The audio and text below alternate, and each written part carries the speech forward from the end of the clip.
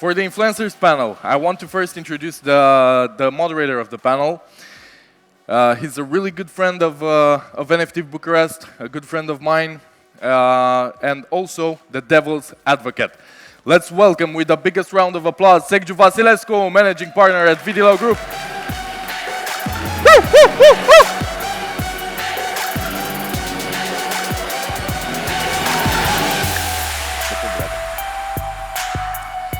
Okay, now, moving forward, let's welcome Mihnea Blidaru from CryptoAlphas. Come on.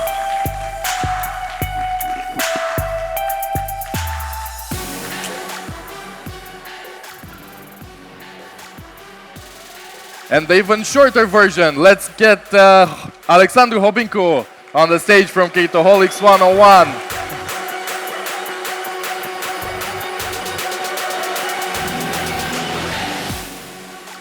Good, good, good. Now, let's get Andrei Bratucu from CryptoVineri. You saw him around all day. And you can definitely go and speak to him after that.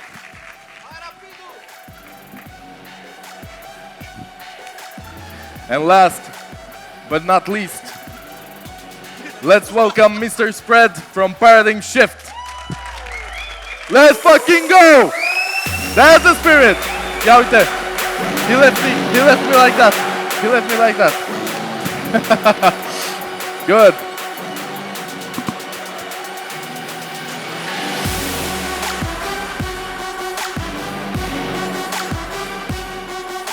Hello. Good morning, everyone. It's a pleasure for me to be here again, alongside with old friends and real OGs from our ecosystem. We're going today to talk about healthy food and thank you very much for all the time that you have invested in this ecosystem, in building and developing this ecosystem. It's a lot of time they have invested, and they really deserve all your appreciations. Follow, subscribe, and so on. It's an amazing day today. We have here in Bucharest the first edition of NFT Bucharest, and we all need to say thank you to Andy and to his colleague Octav, because they did a great job here today. And we are going today to discuss about NFTs. And I've been to NFT Paris, and in front of the venue, there are a lot of people protesting against NFTs. Do you think NFTs are dead? I don't. I don't. I've seen the protests, not only in Paris, but I've seen some in the United States. People said, like, God hates NFTs. I was like, okay. I think NFTs are just evolving, and they're had their boom moment, their great hype around them, but now I think NFTs are evolving into what they should have been from the start. Great tech, not so much hype around it. Maybe we will see another round of hype, but a smaller piece of that. I do think that NFTs are not really dead. The technology behind it, it's awesome, and it will be used in such beautiful manners from now on.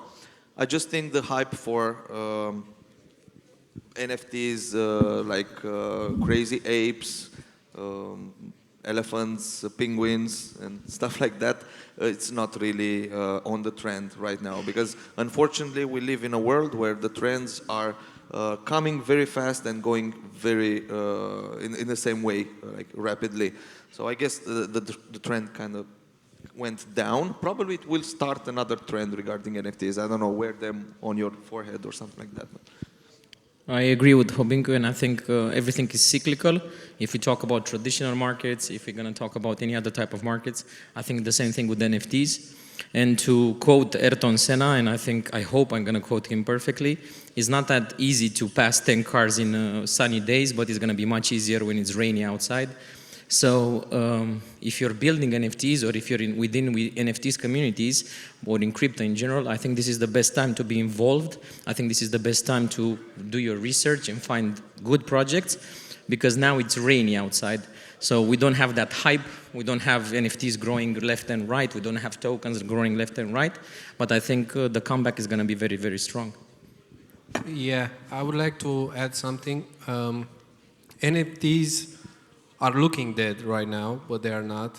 And unfortunately, we had a lot of scams, a lot of cats, dogs, bunnies, I don't know, a lot of scams in the past bull market. And I feel that the technology is great, how Hobincu mentioned, but the focus should be probably, in my opinion, towards gaming, because I feel that Counter-Strike already, I don't know, they showed us that NFTs could be traded, could be earned, I don't know. But I think this winter in NFTs, it's a blessing, because a lot of scams are probably disappearing, and probably and hopefully sunnier days are coming.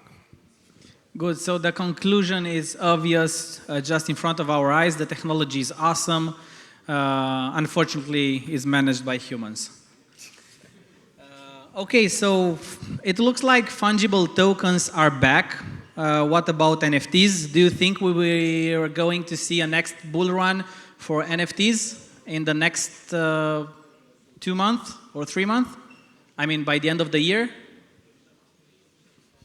I would like to start because we usually, when we do trading, especially on the crypto zone, we look at the difference between the asset and the other asset, right? For example, if we trade Ethereum, we always look on the Ethereum versus Bitcoin. But right now, we need to look in the same perspective in a manner where most of the NFTs are onto the Ethereum ecosystem, right? But we need to see what's the interest, that is the percentage between the interest right now on the raising of Ethereum and the NFTs. So I've seen, and we also seen that Ethereum is back to $3,000, right? So NFTs, where are they now? So based on this proportion, I would rather say that if there will be a bull market on the NFTs, will not really be as big as we are used to, right? Because it's more on a downside in this moment. About the timing, I don't like to time the markets, but I think, again, I'm going to bring the cyclicality from the traditional markets. I'm a boomer because I'm trading in traditional markets for quite some time. So whenever people are saying, you know, oh, this time is going to be different, I think this is the scariest or the most dangerous phrase to bet against on, that this time is going to be different. Human nature didn't change in the last 2,000 years, and I don't think it's going to change for the foreseeable future. So if we had something very explosive before, most likely we will also going to see it in the upcoming months or maybe 1 year or so.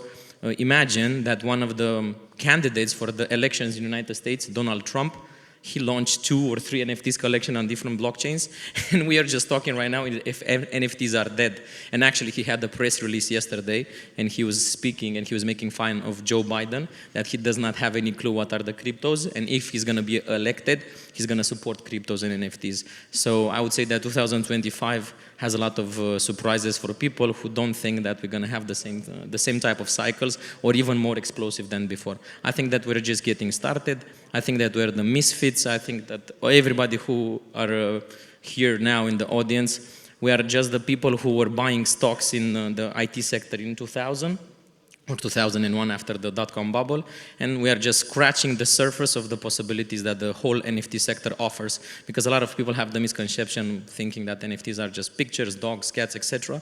But NFTs have a lot of utilities, from ticketing to wheels, contracts, and different type of assets that we can hold, payment plan subscriptions, etc. So I think that we are just at the beginning of the whole movement. I like to think of NFTs like meme coins, because they have the same factor of value, community, and in the same way that we have millions of different meme coins projects. We do have the same thing in NFTs, and probably most of them are already dead or are going to die, but the best of them and a big portion of what's going to come in the next few years will be on top. I like to look at the example of Pudgy Penguins, which is probably the most popular NFT collection right now, and to think that if they did it and they can do it, other projects will learn from that, will establish a great community, and that will bring again some hype and maybe a different kind of bull run also for NFTs. So in short, yeah, I think we are going to see some euphoria on NFTs.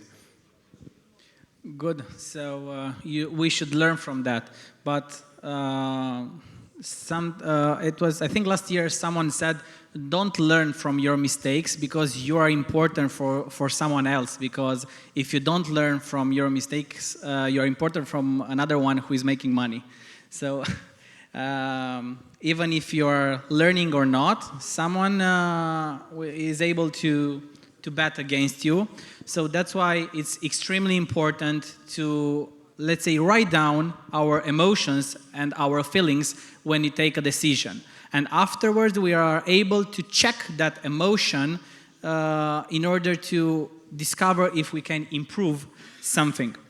Let's discuss about embedded utilities. We have seen many NFT collections with multiple utilities. We have here in our ecosystem some famous collections with huge impact in different industries, like Cacao in branding or Soxna in ticketing. Where do you think NFTs fit best, and what is your favorite utility? In my point of view, I think ticketing is one of the most important things we can see, and also, as Mihnea said earlier, I think gaming could be a big perspective, but there's a catch. I think for crypto gaming and NFTs, it's going to be really, really hard to implement and make it enjoyable. So for right now, I think ticketing could be the next big move, but that's not going to be an investment for the user. That's just going to be using the tech. So I think moving forward, we're going to split the idea behind NFTs. We're going to have these NFTs that we all know, the cute animals and so on, that are going to be traded like meme coins with their community and stuff. And we're going to have NFTs used for their technology, like ticketing, like contracts, and I don't know, tokenizing real estate and stuff like that.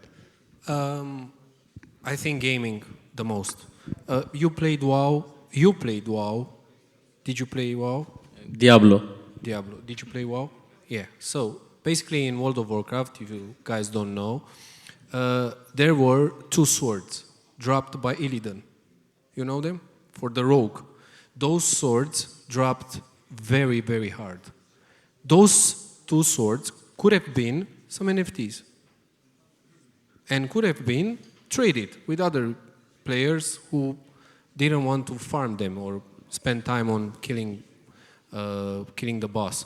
And I think gaming, because Counter-Strike already showed us that it is possible, and also probably in art or something like that, or I don't know, luxury items. For example, let's say a Rolex watch. People buy the Rolex watch directly from the supplier, and afterwards they trade it for more money. Could Rolex get some royalties based on those watches because they are traded all the time? And maybe something regarding art and gaming, in my opinion. I will go on. I will add one more aspect here because Andrei raised the ball to speak about it. When it comes to real estate, that's why I want to bring also a little bit more. Not necessarily that games are not serious, because the volumes that we see in Counter-Strike or in Dota 2 are hundreds of millions of dollars. But I think there are other industries which will benefit and which will introduce NFTs as part of them. For example, real estate. Right now, okay, it's going to sound like a shield, but I joined this project Happy Marmots because they have a real utility in life, an RWA, so real world assets. So they're going to have fractionalized NFTs. You will be able to own part of a cabin or a chalet in the Swiss Alps, and after that, different cabins all over the world. So this is the real estate NFTs that maybe Andrei talked about. And I think in other industries, we can have these fractionalized NFTs. You can own parts of a car, parts of a house, parts of a art collection, like you also said, if you don't have the full amount to buy that art collection, etc. One big issue that NFTs will solve in the future, and I love this, and I'm looking forward to this, is solving the documents issue. Did you ever buy a car or sell a car? Have you seen how many documents do you need in order to register, and then you need a copy of your mother, of your father-in-law and stuff like that. So having an NFT that will represent that particular document from your car or from your bicycle or whatever vehicle you want. You need lawyers to draft those documents. So yes, this is why I hate... Choose another utility, please. This is, obviously, I hope that NFTs will leave you without a job. So. No more questions for Hobincu. No more questions, okay. Good. So human brain is very interesting. So even if we discuss about meme coins connected to different kind of NFTs like Bobber, or even if we discuss about international projects like Berachain, we sometimes use to hype ourselves. So what objective metrics do you analyze, or we should analyze, when we are willing to invest in an to buy an NFT collection? Did you know that we have neurons in our guts? We have what? Neurons, like the ones in our brains, we do have in the intestines. So that's why people say trust your gut. Obviously, it's really hard to do that. But sometimes when you get super FOMO'd or a lot of FUD and you want to sell, you can feel that. So I can feel that sometimes when I really want to buy something because it's everywhere. People are talking about it on Telegram, on Twitter, on YouTube, everywhere. All the big influencers, or however you want to call them, are talking about a specific project. And that's when I'm still learning to control myself and say, okay, I need to wait at least a few days, maybe a few weeks, because at that point may not be the best scenario if you buy something. So it goes the same for NFTs, for meme coins, for anything in crypto, because let's just say it, a lot of this business is just marketing and hyping around some subject. So basically trust your gut, try to learn your gut and do the opposite of what your mind wants you to do.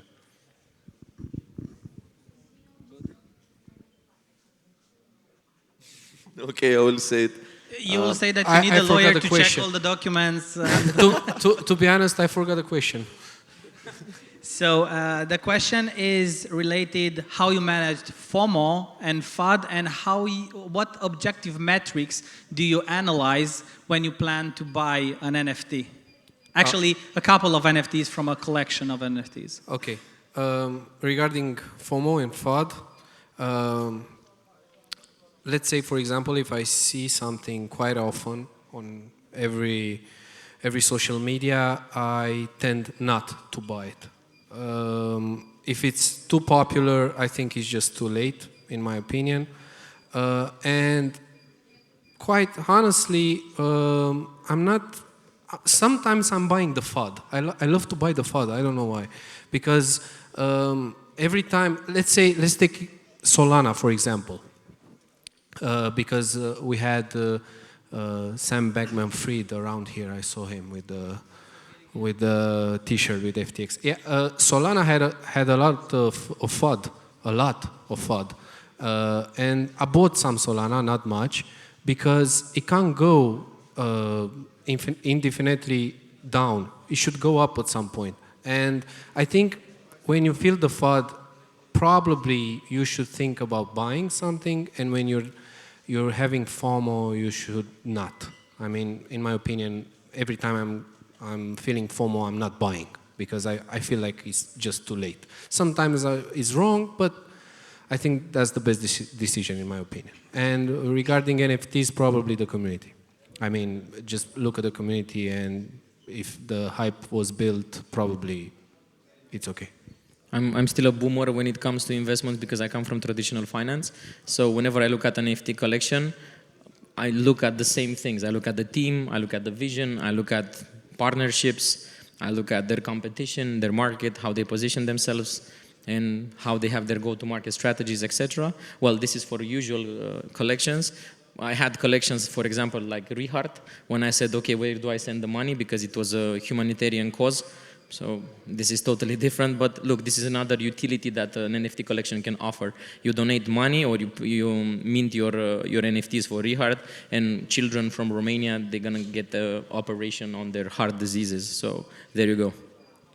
I agree with MisterSpread, everything that he said, but I would like to add the fact that I'm old. So upon what you said, I also prefer the utility ones. Like, for example, I have NFT right now that's representing my medical records. So it's nice.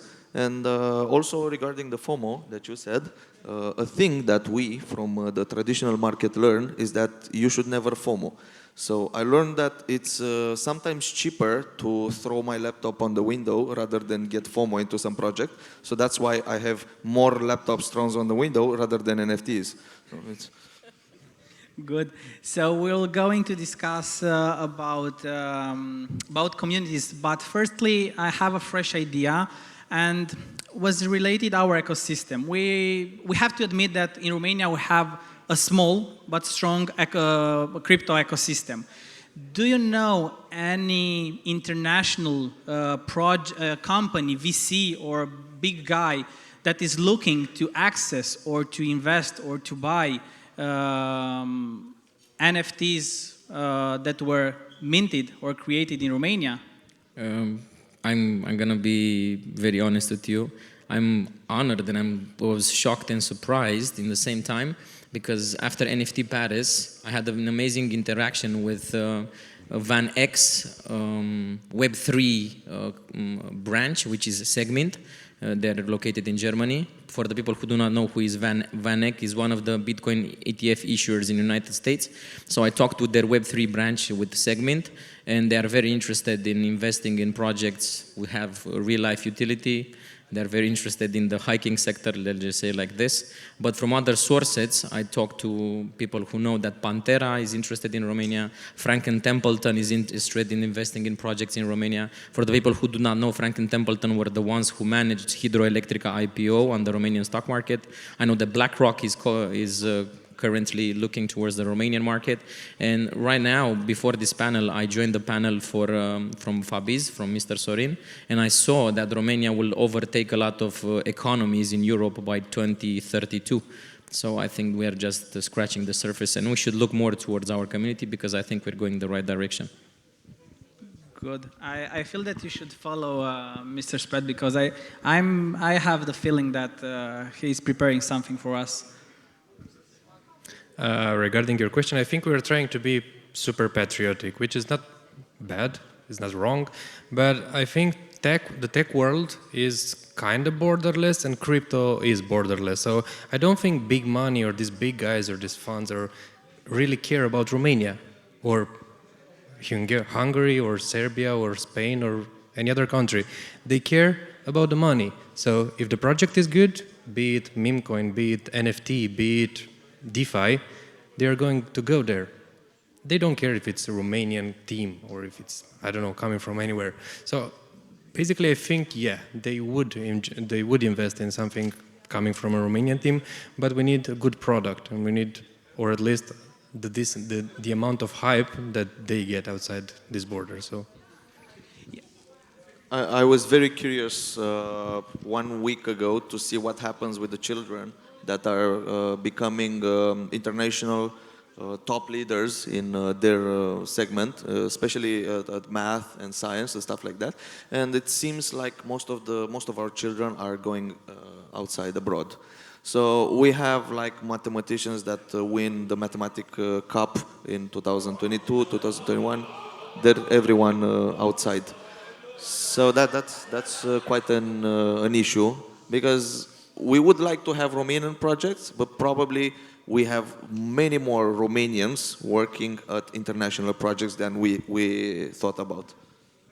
Good. My question was related the fact that sometimes I feel that we used to transfer funds from a project to another inside our ecosystem only, and I was wondering if you identified foreign companies looking to the Romanian ecosystem, and I'm happy to discover that the answer is yes again.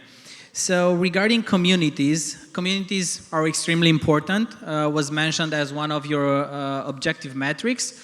How easy is for a project with very good use cases but limited resources to create a strong community, and how are you involved in helping projects to develop their community?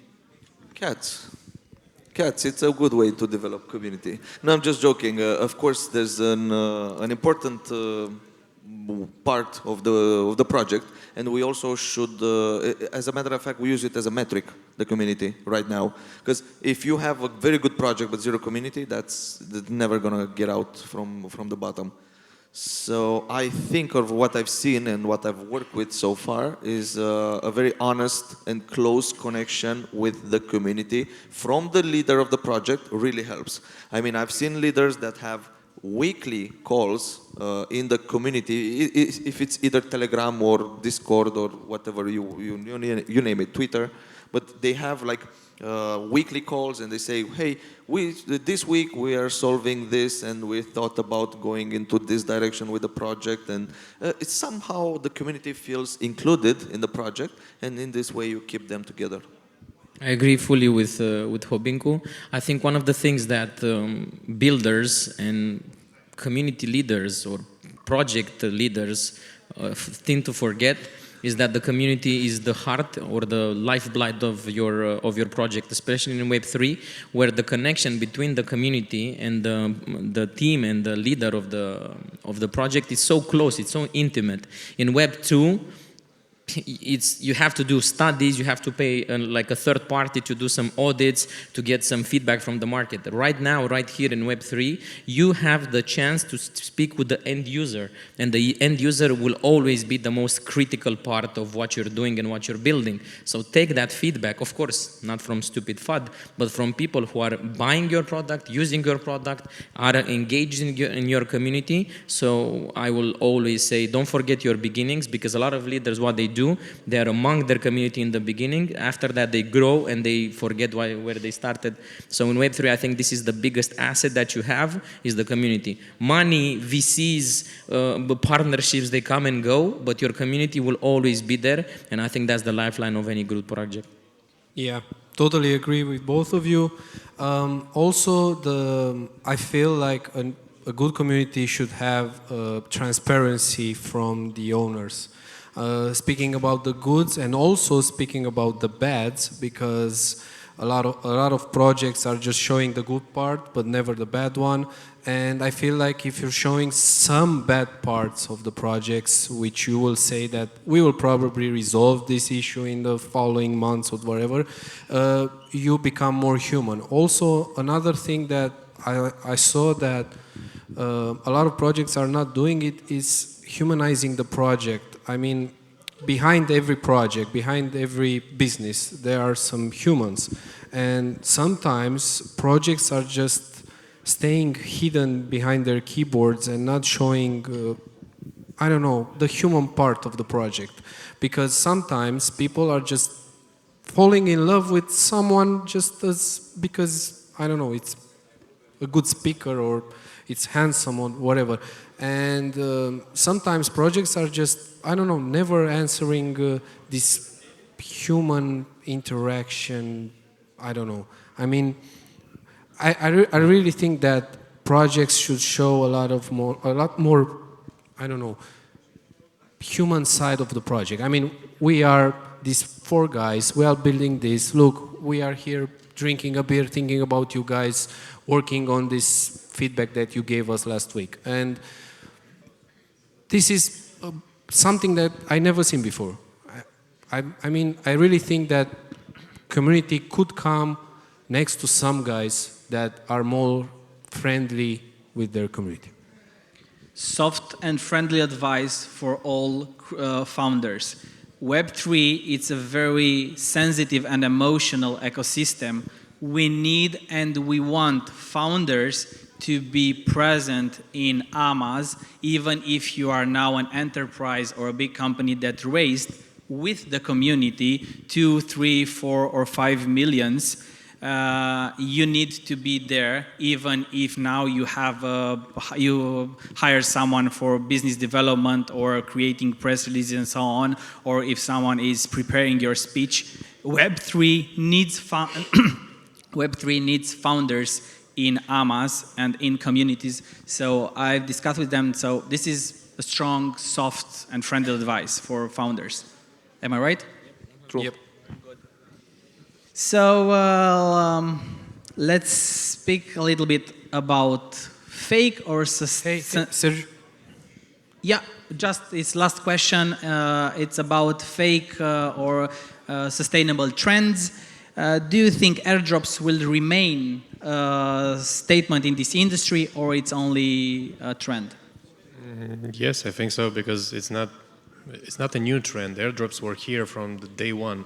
I remember farming airdrops on forums or Bitcoin Talk forum, and then we had these Google forums, and then we had random airdrops, which frankly were the best kind of airdrops. And now everybody is farming airdrops, and more like it, those projects are farming the people that try to farm airdrops, because at the end of the day, they get $20 for 20 days or more of work.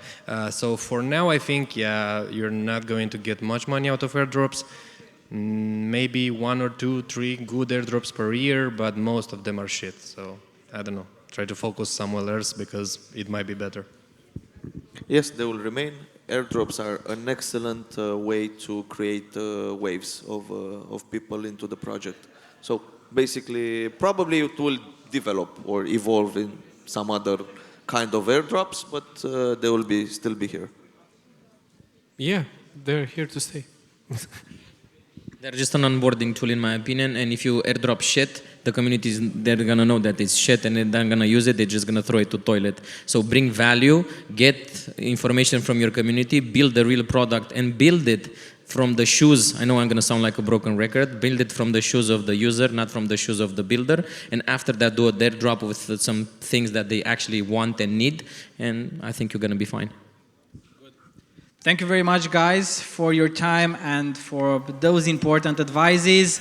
Huge round of applause for all of them. Thank you.